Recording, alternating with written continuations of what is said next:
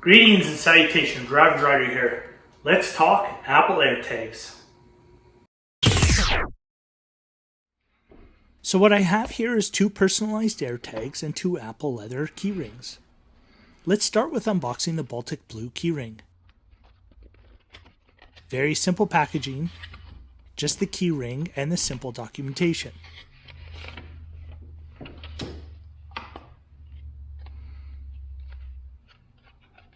The keyring seems to be very well built.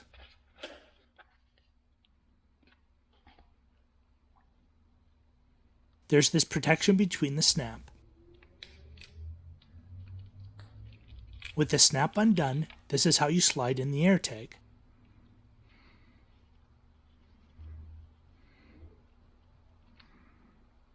Designed in California, made in Thailand. Let's move on to the product red leather keyring. This is a really nice red, not pinkish at all like some of the other product red items. Both are very nice. Alright, the AirTags. Once again, simple packaging and the standard documentation papers.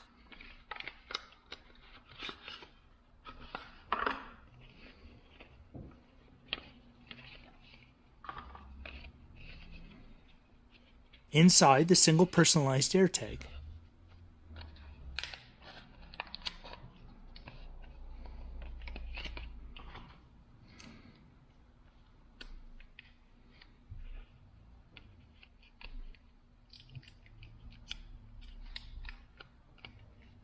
There's a pull tab at the top. The protective plastic then peels off, leaving the small tab which, when pulled, connects the battery.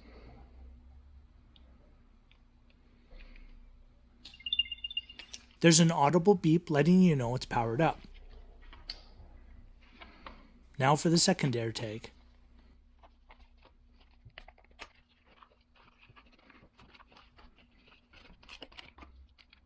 Same as the first, of course.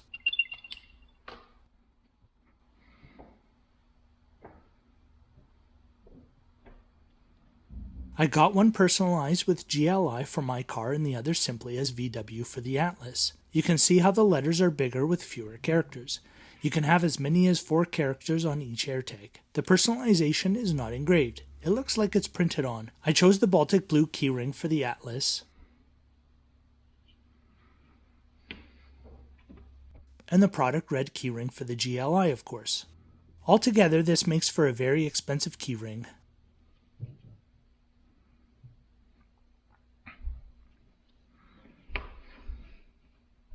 The pairing process is super simple.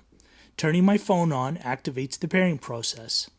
I have no idea which AirTag is trying to pair at this point. I'm just guessing.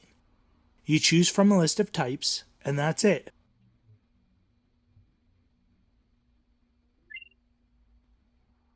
Opening the Find My app. Sorry, it's trying to pair the second AirTag. Cancel that. Okay.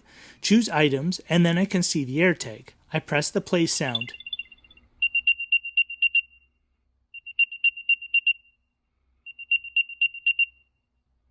It's not super loud. I don't know what I was expecting, but I don't think I could hear this if it were in a pocket. Now to put it on my keys. My fingernails were a little too short and this became a little painful, hence my struggle. The included ring is way too big. It doesn't flow smoothly with my keys. It just feels awkward. I don't like it. I'm going to put my other ring back on. With the 2 rings, the Apple key ring can now be flat with the keys. Much better. I still think the Apple ring is too big, but I'll give it a shot for a bit.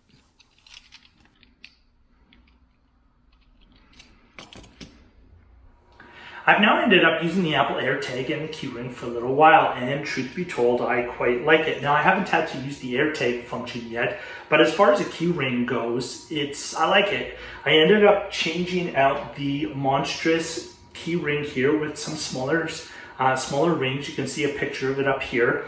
And once I did that, the keyring either lies flat that way or this way, and you just put it in your pocket and it becomes invisible at a certain point in time anyways, push button cars and whatnot. So I will point out, like everybody else has, that the back is very much, this silver back here is very much like the iPods of yesteryear, where they just, you look at it funny and it's going to scratch. So that's what's going to happen. I ended up putting a little clear sticker that I happen to have over the GLI. I'm not sure if that's going to wear or not. On the second set of keys, I didn't put one on there, so time will tell on that one. But yeah, it's, as far as the key ring goes, it's functional. It's very expensive, but yeah, what's a guy gonna do? You wanna have the ability to find your lost keys, then I guess that's the price I had to pay. So thanks so much for watching. I appreciate a like and subscribe, and we'll see you in the next one.